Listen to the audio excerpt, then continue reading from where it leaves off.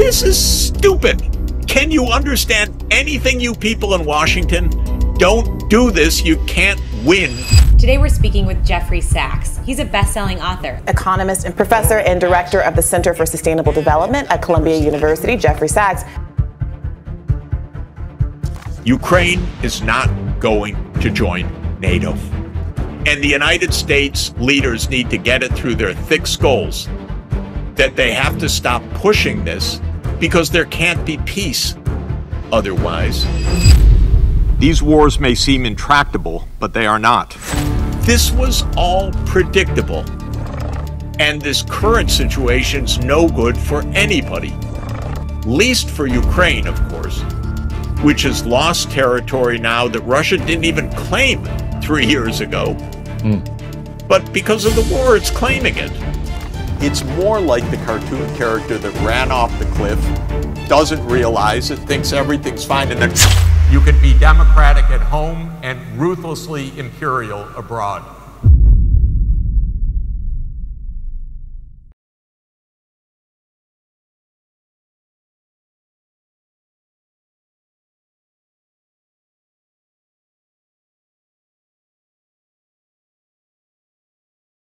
Hi friends and fellows, welcome to this special series of conversations involving personalities coming from a number of campuses, including Stanford University. The purpose of this series is really to unleash thought-provoking ideas that I think would be of tremendous value to you. I want to thank you for your support so far, and welcome to this special series. Hi, we're so honored today to have Professor Jeffrey Sachs, who is the Director for the Center of Sustainable Development at Columbia University. Professor Sachs, thank you so much for coming on to our show. It's great to be with you. Thank you. You know, I usually ask our guests about how they grew up, and I want to specifically ask you, you grew up in Detroit, Michigan, and talk a little bit about some of the upbringing that you went through and how that has led you to succeed academically and as to how you've become what you have so far. Please tell us. Well, thanks very much. I'm very much a product of Middle America. I grew up in a suburb of Detroit, Michigan. At the time when I was a young person, Detroit was actually a booming center of the automobile manufacturing industry. And my father was a labor lawyer. He represented the trade unions around the auto industry and other industries of Michigan and the American Midwest. I went to public school. I'm Jewish by culture and religion, and the community that I grew up in was a Jewish community, meaning that most of the people had migrated from Eastern Europe or Russia approximately 75 years before I was born, or 50 years before I was born. So it was a community of new arrivals to America that put a very high premium on education and on professional development. And so I was lucky to have that spirit inculcated in me. I went to public school, meaning the government provided, it was local as in America rather than national.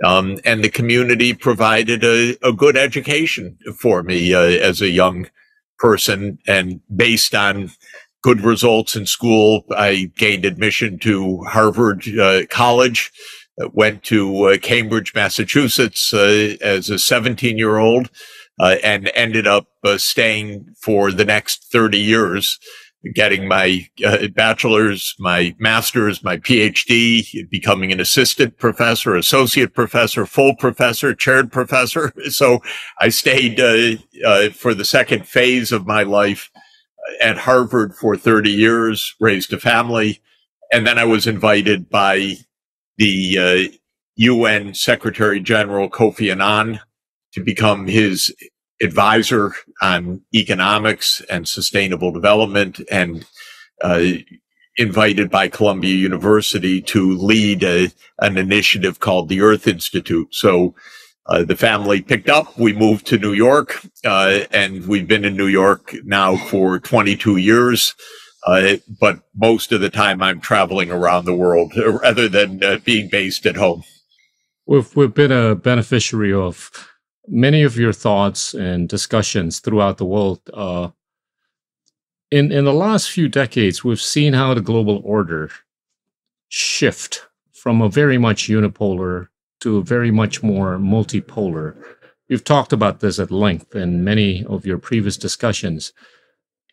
I wanna seek your views on why is it, ironically, that in a much more multipolar world, multilateralism seems to have dwindled.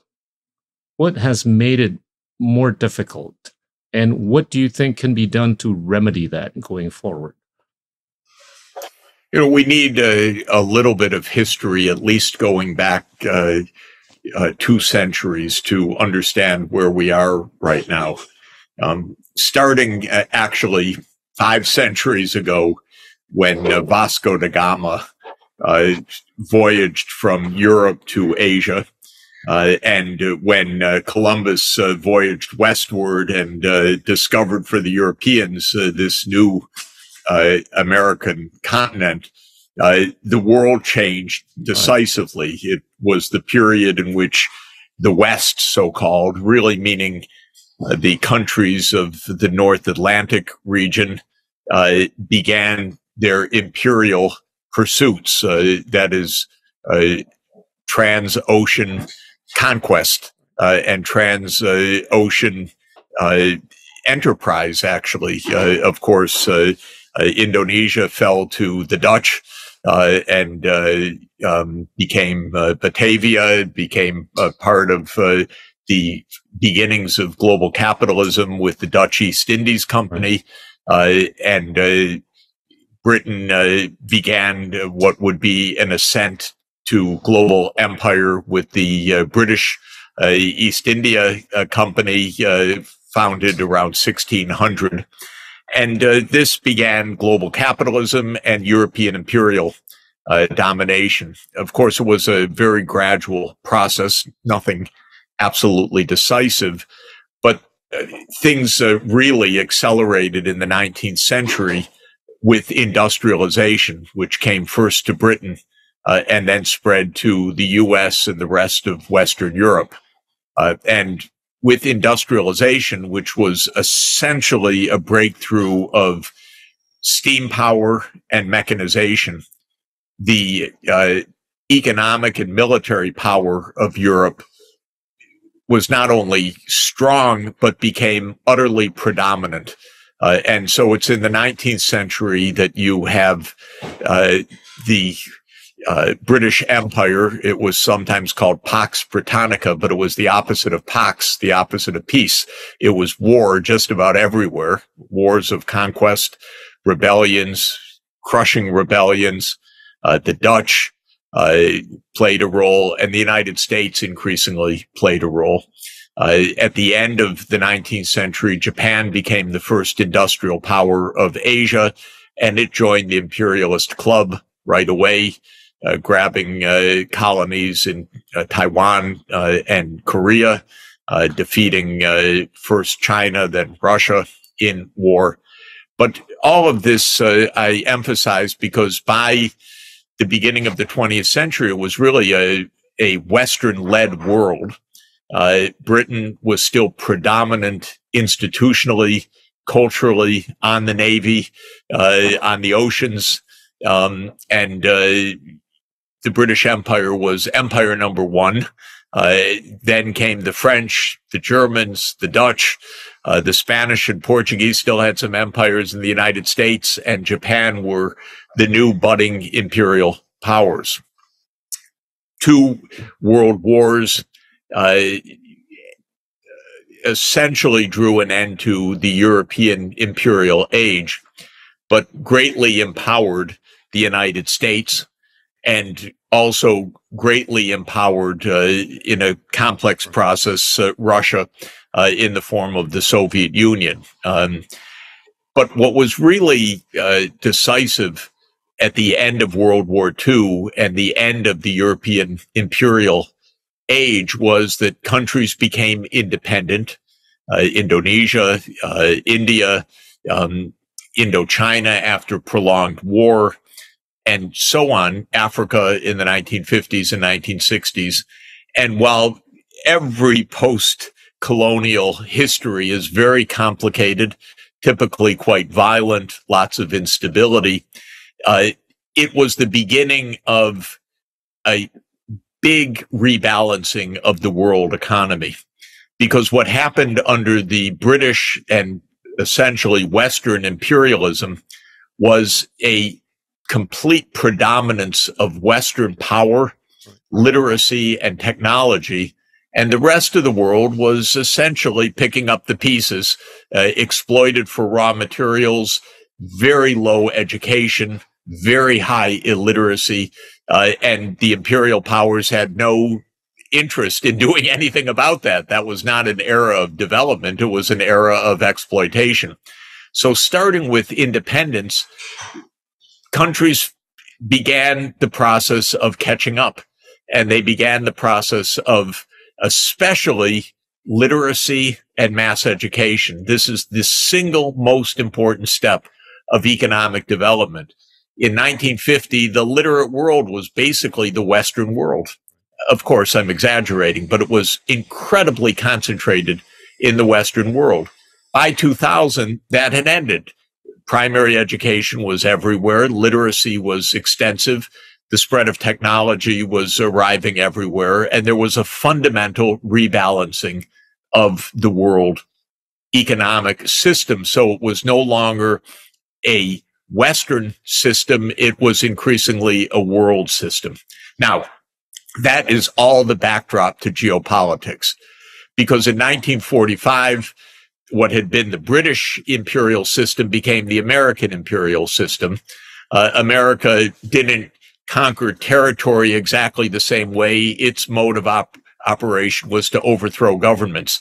So it put client states everywhere that it could. The U.S. engaged just between 1947 and 1989 in 70 regime change operations, according to one recent study. 64 of them, by the way, covert. This was the era of the CIA, formed in 1947, and the CIA essentially was, and still is to a large extent, a secret army of the President of the United States that can be deployed to overthrow governments abroad. And so the U.S. was the imperial power. It did some good things for the world. It didn't block economic development. It was a relatively open international system, except for the Soviet part of it.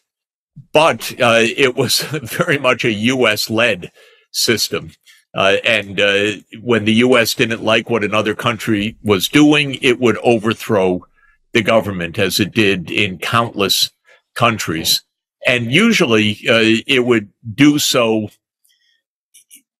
covertly, let's say, even though everybody knew what happened. So that had a special character because the U.S. would deny the obvious.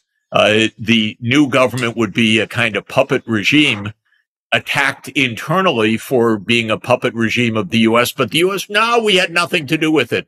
It's not us.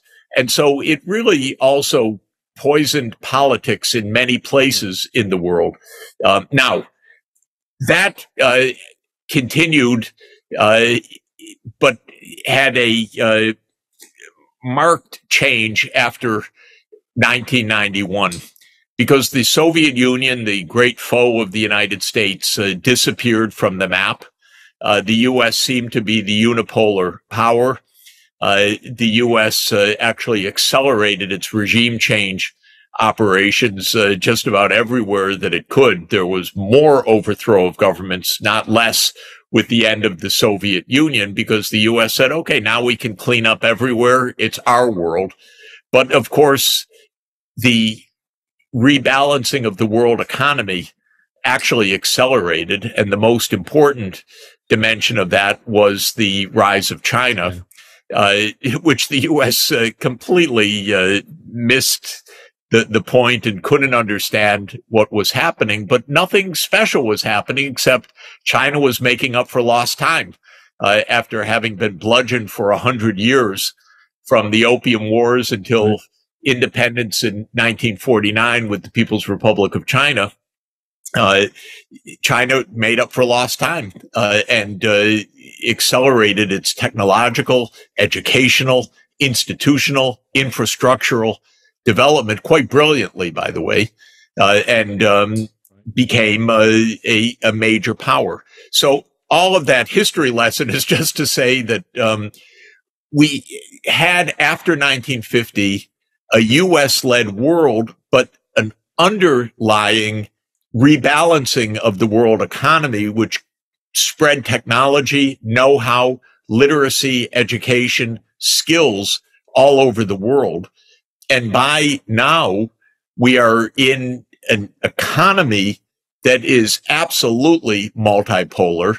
The U.S. doesn't dominate at all economically. Technology is quite sophisticated in many places in the world, though the U.S. has still some leadership in some areas. It's by no means what the U.S. thinks it is, because China is extremely sophisticated, as are many places in the world.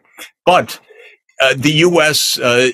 Hasn't understood in foreign policy terms that so-called unipolar world has ended because of the underlying economic rebalancing. And so we have a lot of geopolitical tension that comes from the fact that we're entering a multipolar world, but we still don't have the understanding, the kind of cultural reality between the U.S. and other countries, notably China, or the institutional reforms globally of U.S. institutions or U.S.-led institutions becoming truly global institutions. So these days, we're really seeing a geopolitical change. That's the rise of the BRICS. That's the Ukraine war. That's the war in the Middle East. This is really a set of, you could think of them as almost like plate tectonics, shifting geopolitics because of the deep underlying economic and technological shifts that are underway.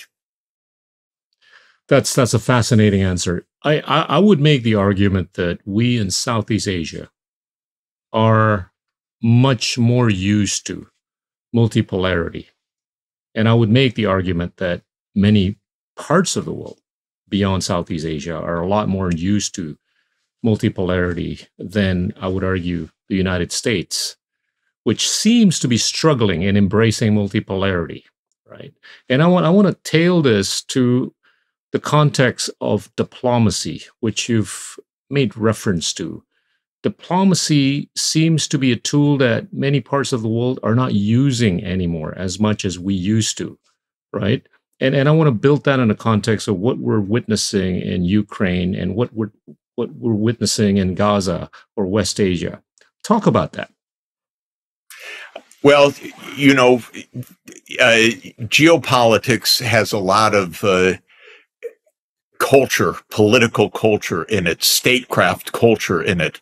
And the United States and Britain have their own distinctive political cultures that are changing themselves, of course, but should be understood. Both Britain and the U.S. were formed as evangelical Protestant societies.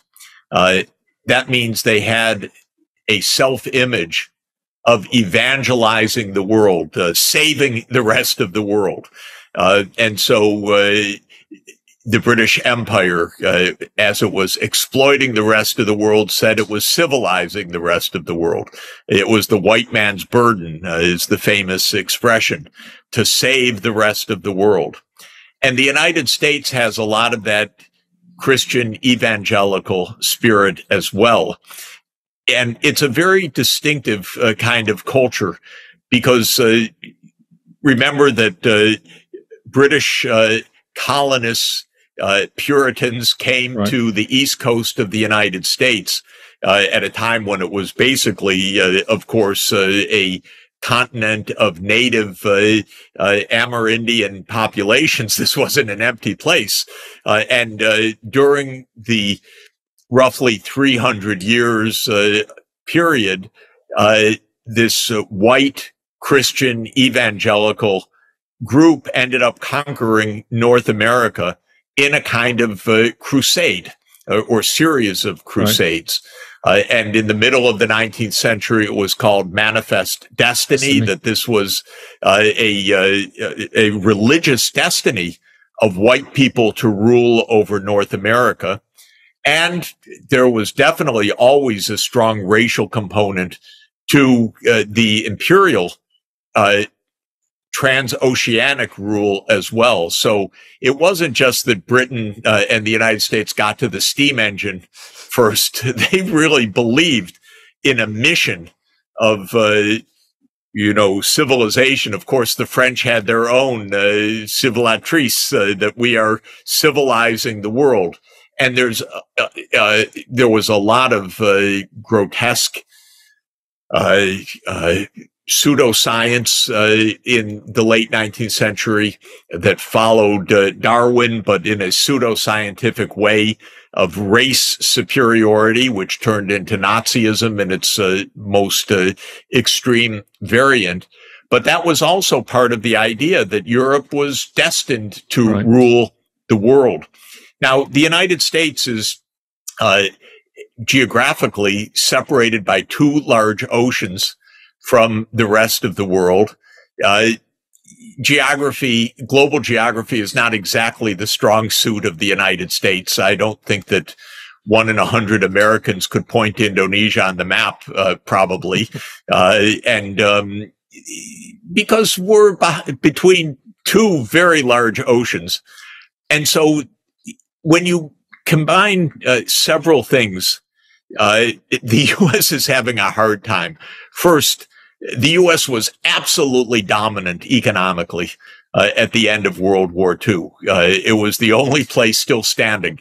And the war had been phenomenal for the U.S. economy. The U.S. had 1 day of direct war. That was December 7, 1941, when Japan attacked the naval base at Pearl Harbor. Other than that, the United States was unscathed in its territory, built up incredible industry, had one scientific breakthrough after another, radar and rocketry and so many other things, and semiconductors that would become the basis of the next generation of technological breakthroughs and so forth. So first, there was the U.S. dominance.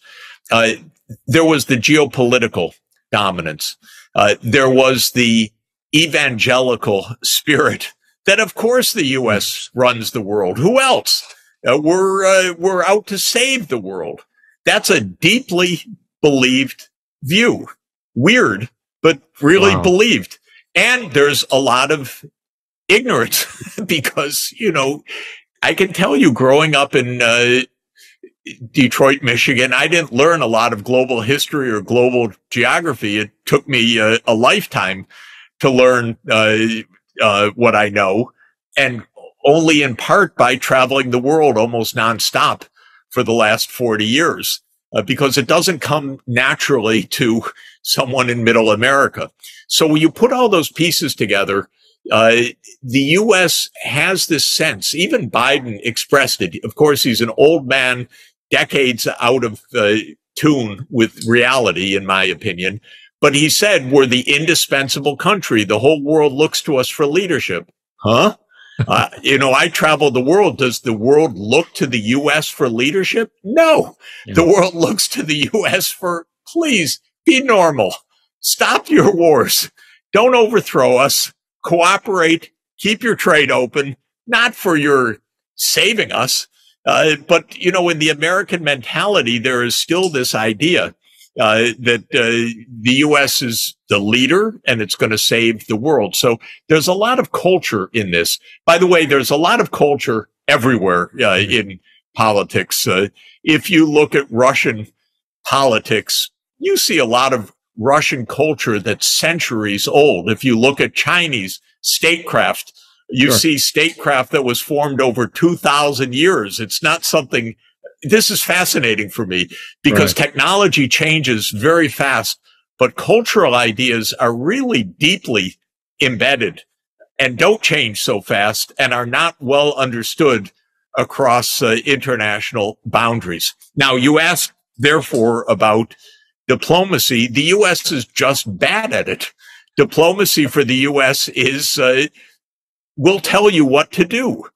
And even when the U.S. is so far from being able to tell anyone what to do, the mentality is still that.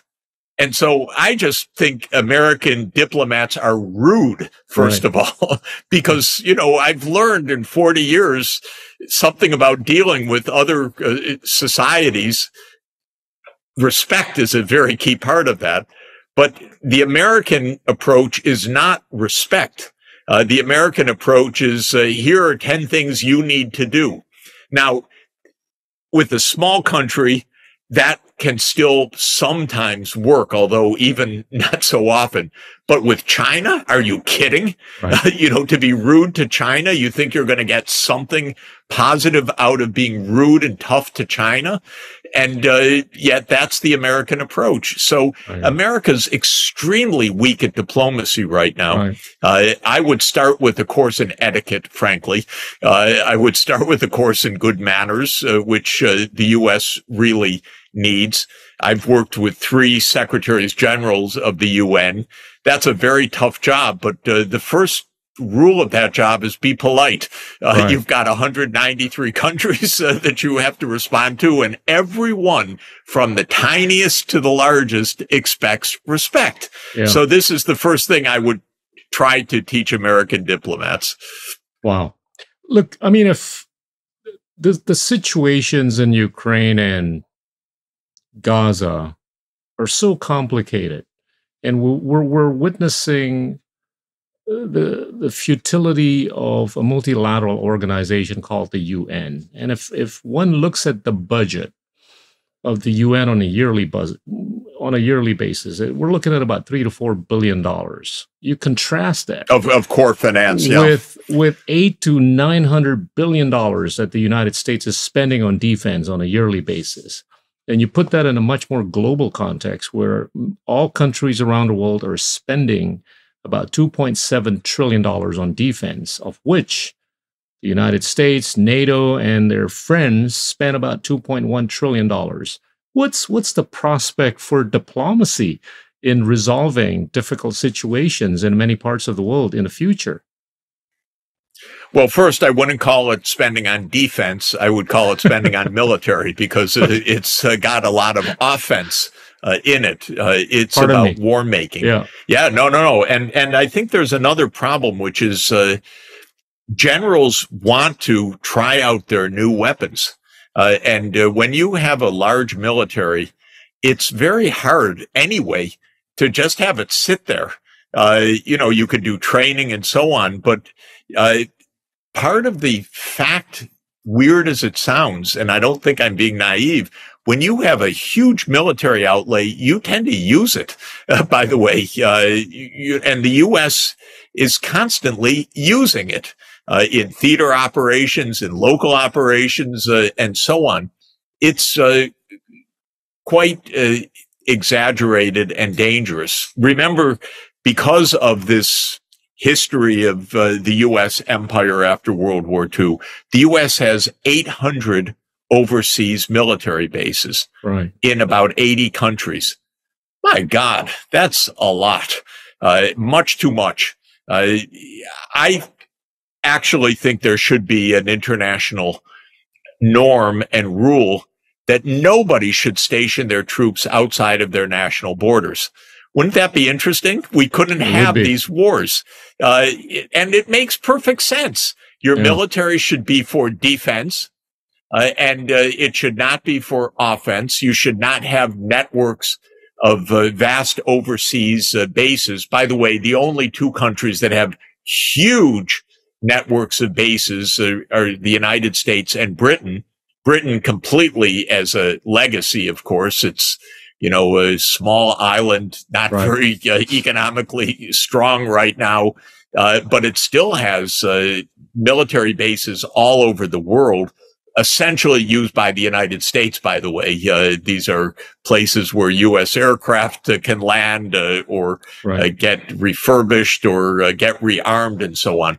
But I think the point is we need a completely different multilateral approach. There's a doctrine that I really like in the UN system,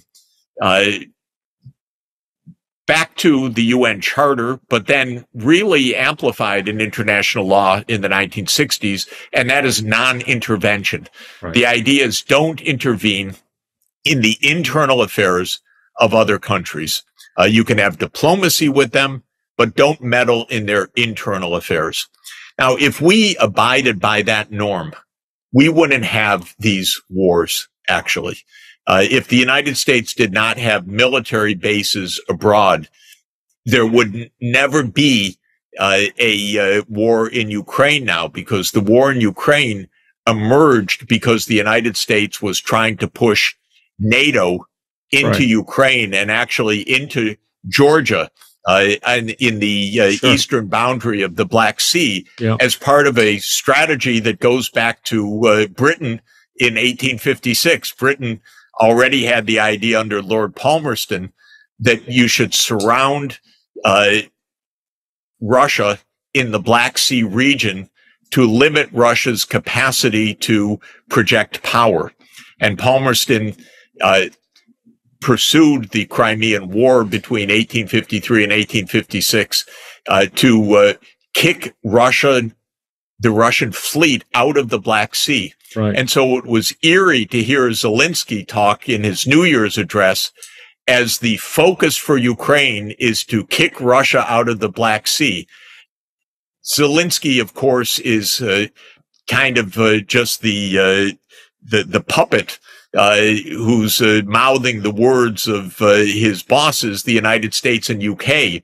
But what he's mouthing is the words of Lord Palmerston of 170 years ago. It's unbelievable. Yeah. Still talking about we need to reduce Russia's influence in the Black Sea.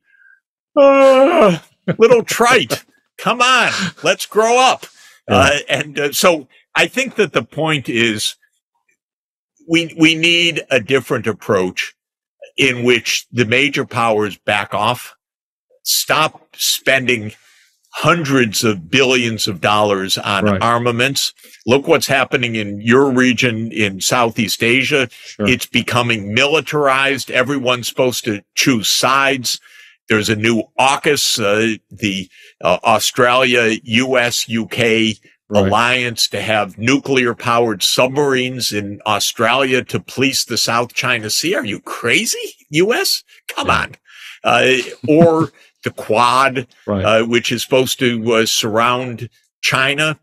This is like playing a board game. If we were playing chess or Risk, okay. But this is the real world. Yeah. We should grow up. We should have diplomacy. We should stop trying to corner each other. Yeah. And we should back off and give space to each other so that we're not on each other's borders with trigger strategies that could lead to war.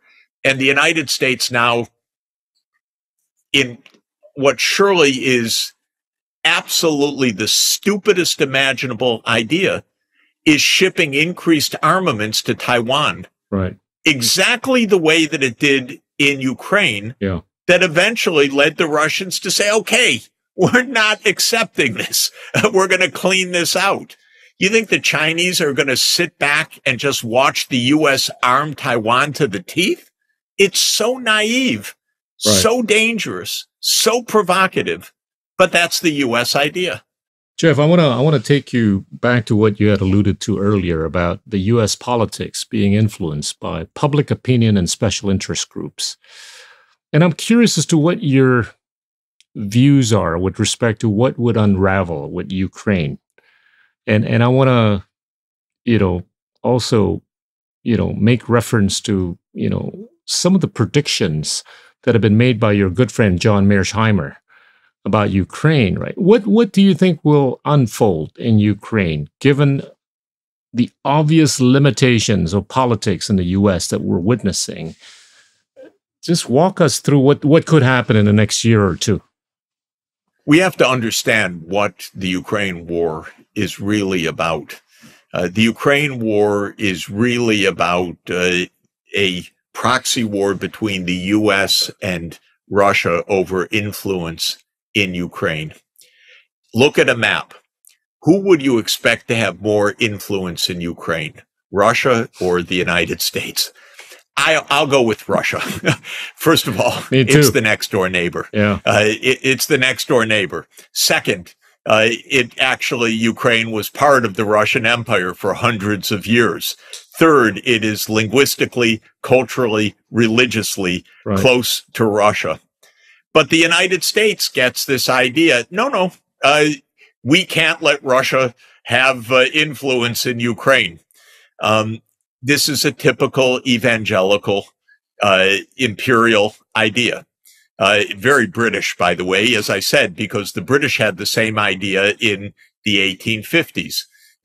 Literally, Britain and France teamed up to try to push Russia out of the Black Sea. And that was the Crimean War. And we're in the second one now. So we have this very weird idea. The United States could not leave well enough alone. It decided, well, we need to push our military into Ukraine and into Georgia. That idea came already in the early 1990s, and it was actually explained in detail by Zbigniew Brzezinski, the U.S. Geopolitical strategist, in writings in 1997. And then George W. Bush Jr. tried to implement it by announcing in 2008 that NATO would enlarge to Ukraine and to Georgia. Quickly, Russia beat up Georgia and said, don't even think about it. And in Ukraine, a cascade of crisis emerged. But most importantly, Ukraine elected a president in 2010, Viktor Yanukovych, who said, we'll be neutral. Thank you very much. We'll be neutral. Stay out. But the United States couldn't stand that, so they worked to depose him. And in February 2014, worked to overthrow Yanukovych. So Russia's watching the U.S. pursue a regime change operation next door. Think of it from a U.S. perspective. If China were in Mexico City overthrowing the Mexican government so that the new government could announce that it will have Chinese military bases on the Rio Grande, the United States might be a little unhappy with that. Well, that was the situation as it unfolded in Ukraine in February 2014. Putin took back Crimea, which is where their naval base is. He wasn't claiming it beforehand. He just had a long-term lease on it. But then when the United States moved in February 2014 and worked to overthrow the government, Putin said, I'm not going to let Sevastopol, a naval base, fall to NATO. Are you kidding? So he took Crimea back. Then what ensued over the next 8 years was lots of complication, which I won't go into detail, but essentially the U.S. arming a anti-Russian regime that had been installed in Kiev and building up towards war. And Putin kept saying, stop this. You know, there were the Minsk treaties, and then there was Putin's proposal for a security arrangement with the United States at the end of 2021. And the U.S. position was, we don't negotiate with Russia. Russia's, as they said, a gas station with nuclear weapons, but it's a second-rate power, was the U.S. attitude. Putin said, okay, we'll see. And this is where we are right now. Now, this war should never have happened. It is a war based on American stupidity, I'll say, and arrogance. The off-ramp came in 2008, in 2014, in 2021, and in April 2022, when Ukraine said, okay, we'll be neutral. And the United States said, hell no, you keep fighting. We'll keep arming you. You keep fighting. Okay, that's why we have this war going on. Ukraine is never going to join NATO, period. Because Russia's going to defeat Ukraine through conventional arms. But if for whatever reason that didn't happen, it's going to go nuclear. Ukraine is not going to join NATO. And the United States leaders need to get it through their thick skulls that they have to stop pushing this, because there can't be peace otherwise. And this current situation's no good for anybody, least for Ukraine, of course, which has lost territory now that Russia didn't even claim 3 years ago. But because of the war, it's claiming it. And Ukraine is losing hundreds of thousands of fighters who are dying or becoming severely wounded. The society and the economy has broken apart. This was all predictable. I called it right at the beginning. I wrote an article called The Neocons' Latest Debacle, because I said, as soon as this started, this is stupid. Can you understand anything, you people in Washington? Don't do this. You can't win. Ukraine will lose. And I tried to talk to the Ukrainian authorities about this, because I know a thing or two. I actually advised Ukraine's President Kuchma back in 1994. I advised Yeltsin. I know the region. They said, oh, you're just a Putin apologist. I said, I'm trying to help you. You don't understand. You're getting into a dead end, literally, this way. And I'm trying to help spare you this disaster. Well, they couldn't understand it. They thought I was just pro-Russian propagandist, frankly. But the point is, all of this disaster was predictable. And I tried to talk the White House out of this. I mean, I'm just one person, an academic, but I know people. And I told them at the end of 2021, don't go to war over this. Negotiate with Russia over this. Negotiate. Well, they couldn't hear that. So here we are. And I say every day, Biden needs to pick up the phone and say to President Putin, you know what? That NATO enlargement wasn't a good idea. We're not going to do that. We'll say that publicly. We'll stop this fighting. Let's work this out politically. And I keep offering he can use my cell phone. He can use my Zoom account. Any way he wants to call, he can do it. But they don't do it yet. But that's what they should do. Wow.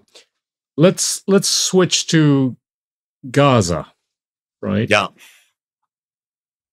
How do you think Zionism has evolved all these years since the mid part of the 19th century?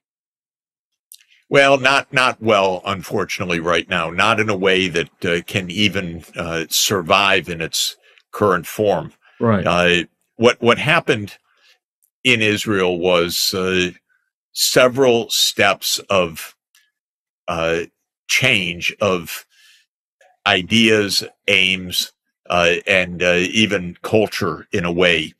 Because Zionism started as the Jews need a homeland because of discrimination and hardship in Europe, which was no doubt, and the Holocaust proved the absolute unimaginable worst of it.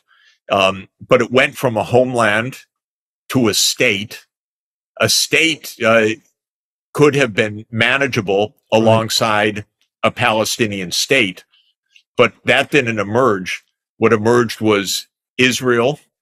The Palestinian side rejected the compromise at the beginning. Israel won a war of independence, so-called, in 1948. Hundreds of thousands of Palestinians were displaced and never were able to return to their homes. And this then proceeded in series of conflicts in 1956, but then especially in 1967 to another war in which Israel proved its predominance over the Palestinian territories, which mean three areas: Gaza, the West Bank of the Jordan River, and East Jerusalem. And these are the three areas that would constitute Palestine alongside Israel. Now, what happened after 1967 was very, very unfortunate for Israel. Of course, even more unfortunate for the Palestinian people, you could say. But what happened for Israel was that it got itself into a disaster by creating disaster for Palestine. And that is that after the 67 war, a cultural change emerged for a variety of reasons, some secular, but many religious, among fervent religious Jews who said, okay, now we should dominate the whole region. We won. The religious Jews said that's God's blessing, God's backing. The hyper-religious Jews, many of them, not everything's complicated, but many of them said at the time, you know, if you go back to the Hebrew Bible, especially the sixth book of the Bible called the Book of Joshua, right, it says that all of this land is promised to us. And so a religious movement started in the early 1970s that said, well, we conquered this land. We should never give it back. This is our land. And at the beginning, it was a fringe idea because really the origin of Zionism was a secular origin, not a religious origin. It had to do with people of a particular religion, but it was led by people who were not themselves religious. And it was a secular idea about a homeland. But starting in the 1970s, it became a fervent religious movement also. This is very unusual and hard for more secular people to understand. But what happened was some of the most religious people in Israel became the most ardent opponents of a two-state solution. And over time, they actually became the dominant political force. And this is not well understood, I would say, in Israel's major backer, which is the United States, because the U.S. has backed Israel basically since 1948. But most people in the United States think of Israel as a kind of a besieged country that is in a dangerous neighborhood and should therefore be protected. But what they don't realize is what a weird ideology based on fundamentalist religion took hold that claims as a God-given right the ability to dominate the Palestinian people. And not only dominate them, but ethnically cleanse them or kill them or do whatever Israel has to do, so-called, in order to dominate. Well, this is completely unacceptable by any rational standard. And Israel is not acting rationally. It's acting in extreme violation of international law with extreme brutality in the quest of a messianic idea, which is completely unacceptable and therefore is in a creating, of course, disaster for the Palestinians, but also disaster for itself because its politics are totally unacceptable to the rest of the world. And Israel's left with one backer, and that's the United States. And inside the United States, this backing is not very strong anymore because the young people in the United States are shocked. They're not part of this at all. They're saying, are you kidding? We're supporting that. And they see the massacres going on and they don't like it. And so Biden is finding, to his real surprise, this isn't good politics, because American politicians also thought that it was always good politics to back Israel. But it's not good politics to back zealotry and extremism that is so extreme that it's leading to massive war crimes. That's not good politics. Yeah. And Biden is absolutely losing support domestically. So here we are at the start of 2024 in a complete crisis and mess. But one should understand, Netanyahu is not going to back down on his own, because his whole cabinet is filled with these zealots. Right-wingers, yeah. This is not rational calculation. This is irrational belief in God's gift to Israel of the right to control all of this land, which is, whatever they think, never going to be accepted by the rest of the world, by the Palestinian people, by the Arab and Islamic world. No way. So the way to stop this is for the United States to tell Israel, look, you can believe what you want, you can do what you want, but not with our munitions. That's all. And then Israel can't do this an extra day. Yeah.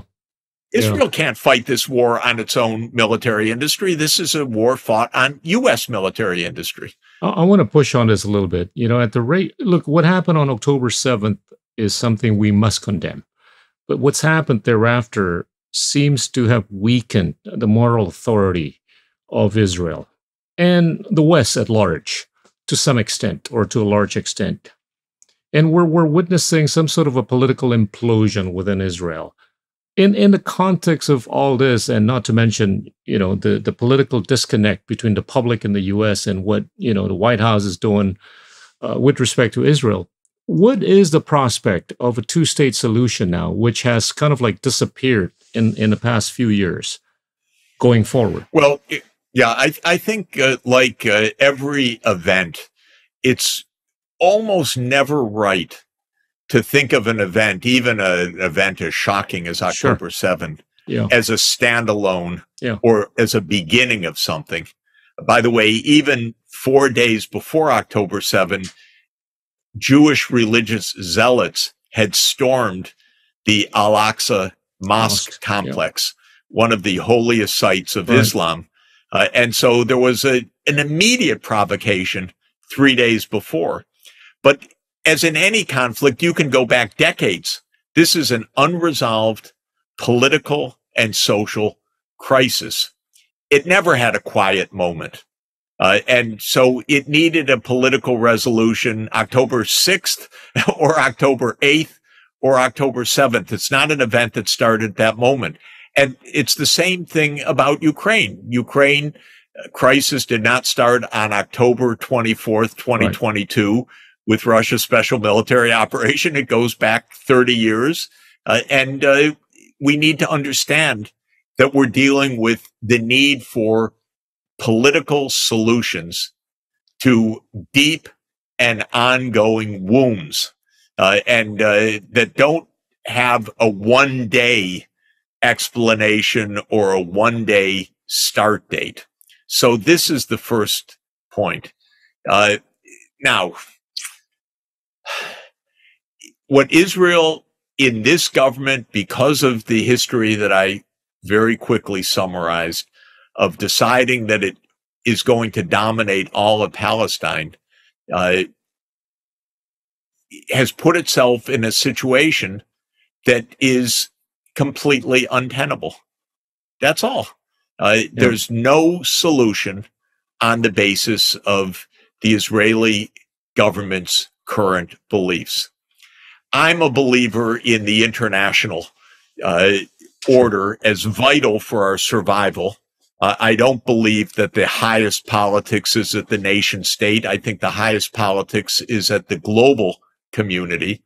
And in this case, when you see this crisis now for 75 years and actively for 56 years since the 1967 war, and after dozens of UN resolutions in the Security Council and the General Assembly, My own view is that the Security Council, which has the authority to do it, should impose a solution. It should impose the two-state solution. It should do it today, as far as I'm concerned. Right. I think the UN Security Council should simply immediately recognize the state of Palestine as a sovereign state UN member with the borders of the 4th of June, 1967, meaning Gaza, East Jerusalem, and the West Bank. The UN Security Council should mobilize peacekeeping forces. It can be Arab, it can be U.S., it can be others, to keep the two states apart from each other. But it should just impose this now. Yeah. And there are hundreds of thousands of Israeli settlers in Palestine, but they settled there after having been told for decades that's illegal. You're in someone else's country. You can't do that as an occupying force. So that's going to have to be resolved. Yeah. But, you know, they're there in part, not everyone, but a lot of them are there because they are religious zealots who think that God gave them the right to be there. But you know what? They have no legal right to be there. And so this needs to be resolved by the international system, not by these two parties, which cannot do it on their own. Look, Jeff, I gotta end this discussion with an economic question posed to an economist. We've seen many parts of the world or the global economy running on the wheels of massive quantitative easing, right? Is this something that you believe is sustainable? Or do you believe that there's this new economic philosophy or statecraft that would be more feasible for the world over going forward? Well, I think the first point is the monetary system is not the real economy. The monetary system is there to facilitate transactions in the real economy. Right. You can't make an economy rich by printing money, period. This is the first thing we study and learn and teach in economics. So there are short-term debates about higher or lower interest rates, but focus on the real economy. Second, the real economy in the 21st century depends utterly on skills. So if any country wants to be successful, the single most important thing to do by far is educate your children, period. It's the number 1, 2, 3, 4, and 5 priority. Your children should be highly literate, numerate. They should be aware of the world. They should understand digital technologies. They should know the world that they are going to be working in, and many of them are going to be helping to guide and to lead. So education, by far the most important single investment that any society makes. Third point, given our technologies, solutions and industry get built at a regional scale.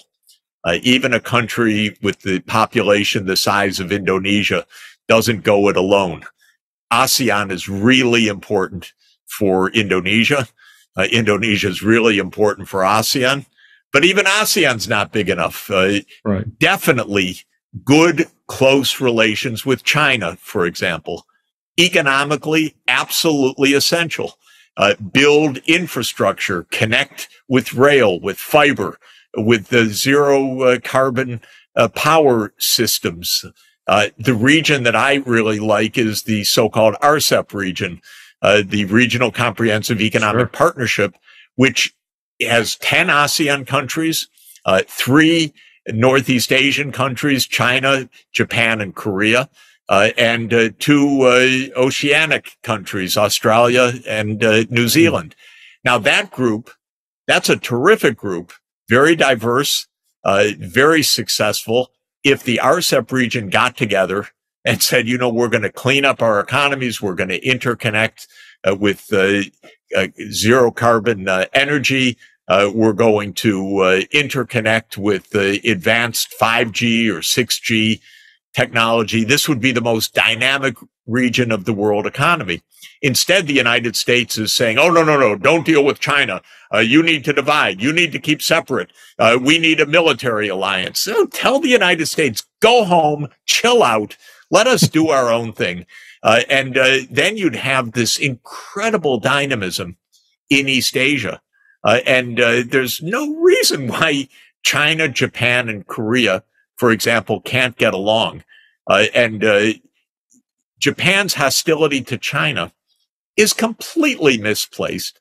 You know, in 2,000 years of being neighbors, China never invaded Japan, even once, except with the footnote that when the Mongols were ruling China in 1274 and 1281, they tried twice. The kamikaze winds defeated them. But China never invaded Japan. So Japan should realize it's not your enemy. Just cooperate. And this would change the dynamics. And the United States, which knows the least of everything, should be told, go home, chill out. We're just fine. We don't want an arms race. We don't want a war over Taiwan. We don't need all your military bases here. We don't want conflict. And then you'd really have prosperity in the East Asian region. That's very hopeful. Jeff, I know you got to go. You've been so kind with your time, and I want to thank you so much. Well, Happy New Year to you, and great to be with you. Thank you so much. Thank you so much. Thank you so much. That was Professor Jeffrey Sachs from Columbia University. Inilah Endgame.